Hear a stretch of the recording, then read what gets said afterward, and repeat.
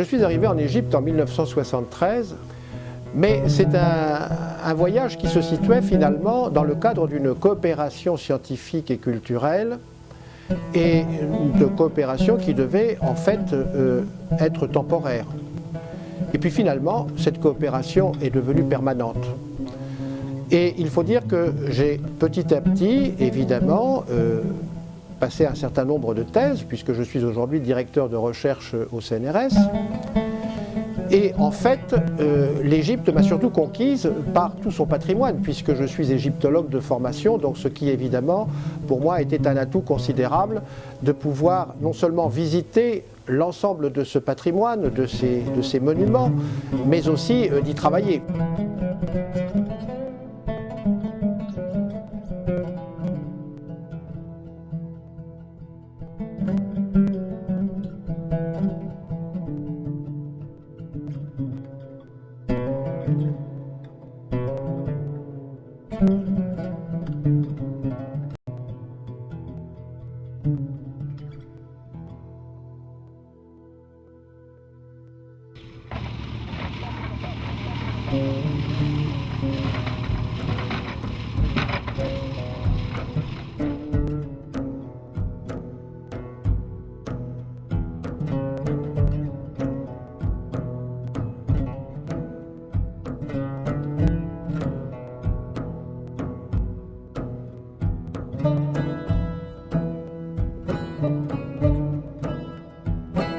Parcourir le Nil en dahabiya, c'est surtout le parcourir avec une certaine sérénité, une plénitude.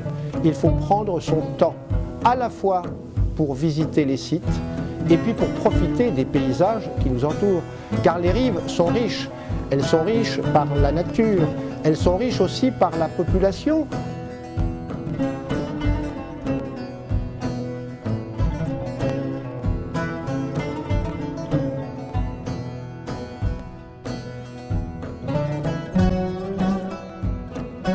C'est un fleuve que l'on remonte au fil du temps, et le fait d'être sur une dahabiya nous permet justement de remonter ce temps petit à petit en pleine sérénité et de découvrir des paysages au fil du temps qui sont tout à fait fantastiques.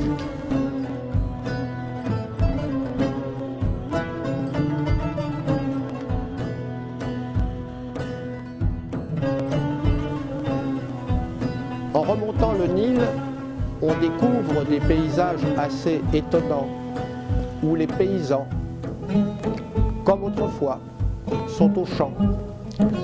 C'est une Égypte profonde que l'on découvre là, une Égypte avec ses traditions, ses coutumes, ses superstitions.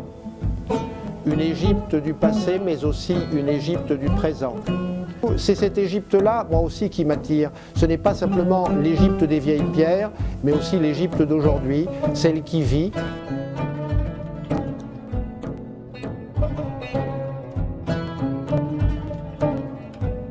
L'Égypte a une population extraordinaire. Elle n'attend justement que de pouvoir dialoguer.